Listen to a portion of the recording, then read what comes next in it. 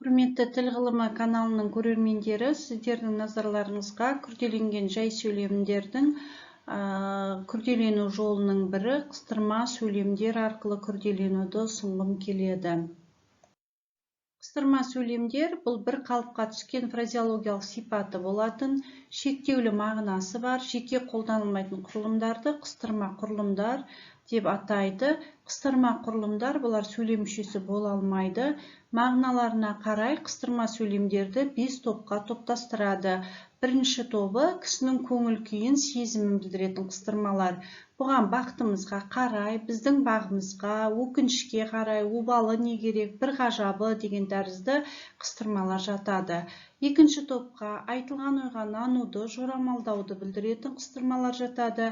Әрине, шынында, шынын айту керек, рас, сөз жоқ, сірә, мүмкін, кім біледі деген тәрізді қыстырмалар осы топқа жатқызылады.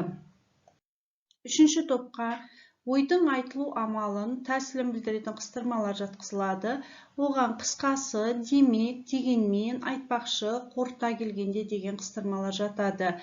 Төртінші, айтылған ойға басқаның не айтушының пікірі тұрғысынан қарағандықты білдіретін қыстырмалар. Бұл қатарға сіздіңше, біздіңше, біреудің сөзіне қарағанда деген тәрізді қыстырмалар жатқызылады. Бесінші түрі айтылған ойлардың өзара қатынасын білдіретін қыстырмалар. Оған сөйтіп, не дегенмен, сонымен, біріншіден, екіншіден, бір жағынан деген сөздер жатқызылады.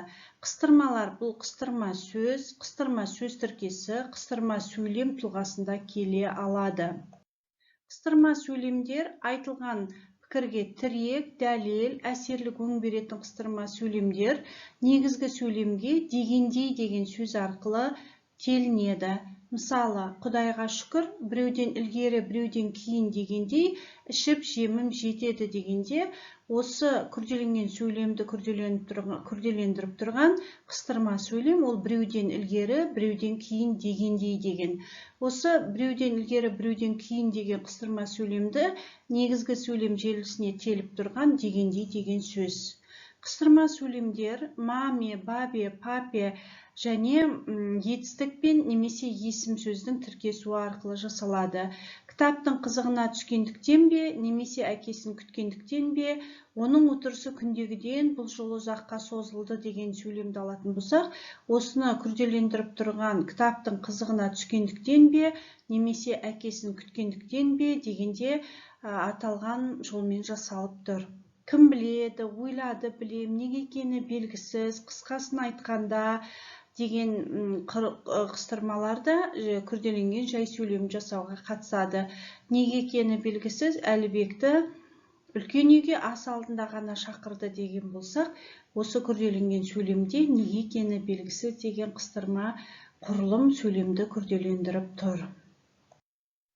Сіздерге ұсынылған қыстырма сөйлемдердің күрделенген жай сөйлемдерді жасайтындығына қатысты ақпараттар сіздерге ұнаса, тіл ғылымы каналына пікір қалдырып, лайк басып және тіркелмесеңіздер каналға тіркелулеріңізге болады. Назарларыңызға рахмет, сау болыңыздар.